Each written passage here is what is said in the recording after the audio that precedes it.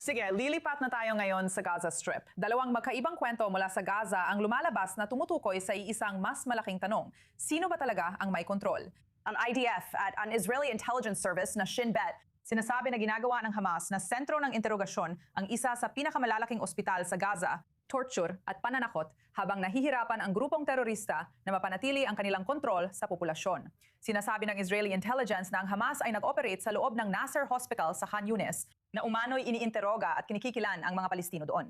Kasabay nito natuklasan ng isang investigasyon ng Associated Press na may mga smuggling network na nagdadala ng lahat mula sigarilyo at iPhone hanggang gamot at gasolina papasok ng Gaza, kung saan ang ilang mga produkto ay ibinebenta sa presyong ilang ulit na mas mataas kaysa karaniwan.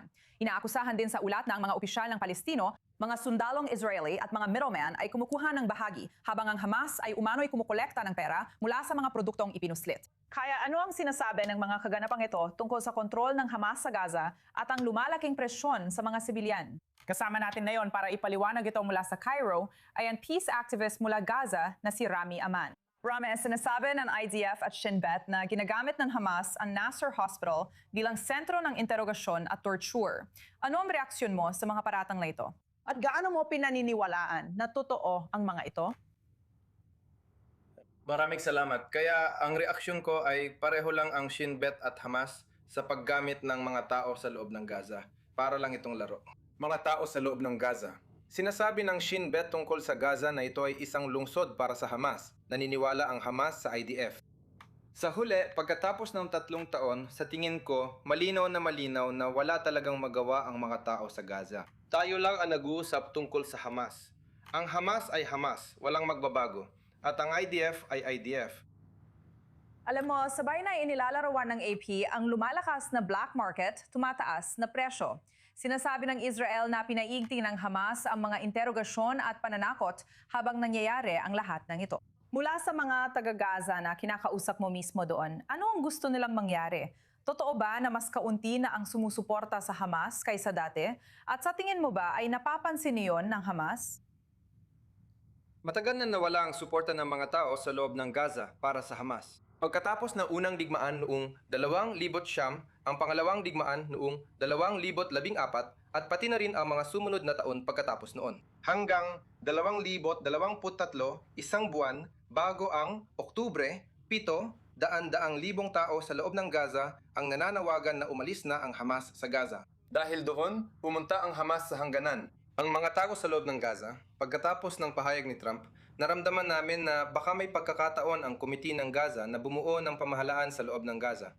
Pero wala ring nangyari. Ang mga tao sa loob ng Gaza ay naghihintay ng bagong pamahalaan. Pero para sa pamahalaang Israeli, kahit sino sa loob ng Gaza, kasama na ako, kasama ang aking pamilya, kasamang mga sumusuporta sa pakikipagkapayapaan sa Israel, kami ay tinatatakan bilang Hamas. Si Netanyahu ay hindi pinapayagan ang autoridad ng Palestina. Si Netanyahu ay hindi pinapayagan ang kahit sino na kontrolin ang Gaza. Kaya sa tingin ko, parang muling binuhay ang Hamas. Ngayon, ang Israeli drone ay nasa ibabaw ng Gaza mula pa noong 2007. Nakikikita nila ang lahat sa loob ng Gaza, hindi lang sa ospital ng Nasser. Kaya. Sa tingin ko, laro lang ito at ngayon hinihintay natin ang resulta ng eleksyon sa Israel. At walang magbabago. Sa tingin ko magpapatuloy pa rin ang digmaan. Magaling gamitin ng Hamas ang digmaan para itulak ang kanilang agenda. Ang Hamas, kung may isang Palestinyo na buhay, hindi mo makikita ang Hamas sa harap niya o sa likod niya. Makikita mo ang Hamas sa tabi niya. At si Netanyahu, hindi. Tama, ibig kong sabihin malinaw na napakalaki ng kakulangan ng pag-asa.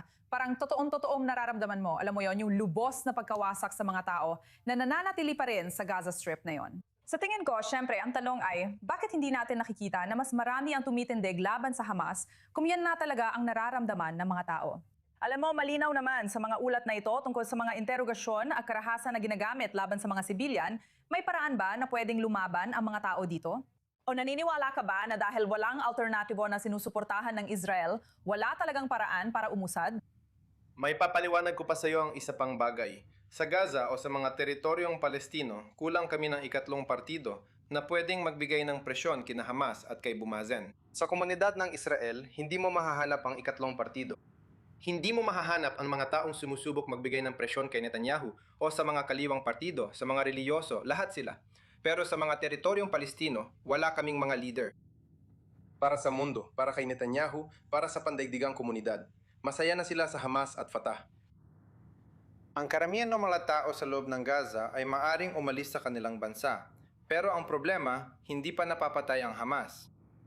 Mayroon bang pagkakataon na makabuo ng anumang kilusan sa mga nakaraang taon? Gusto ng Hamas na mamuno sa buong mundo. Kung aalisin mo ang Hamas mula sa Gaza, makikita mo ang Daesh, makikita mo ang mga karaniwang gang. Kailangan natin ng eleksyon, pero hindi eleksyon sa ganitong klase ng kalagayan. Kailangan natin ng sapat na panahon para matanggal natin ang Hamas, matanggal ang kahit sino. Pero kailangan natin ng sapat na panahon. Pero ang mga tao sa loob ng Gaza, kami ay pinapatay ng mga Israeli at ng Hamas. Araw-araw, inaaresto, tinatarget o pinapaalis ng Hamas ang isang tao. Walang may pakialam.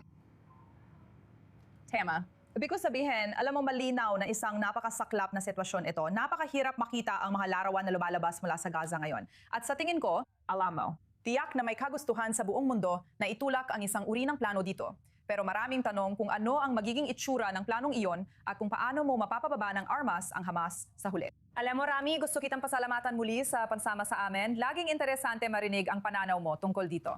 At alam mo, sa tingin ko, lahat tayo ay umaasa na magkakaroon ng isang uri ng solusyon balang araw. May pag-asa, nakikipag-usap ako sa mga tao, mga Israeli at Palestino, kaya naniniwala pa rin ako doon.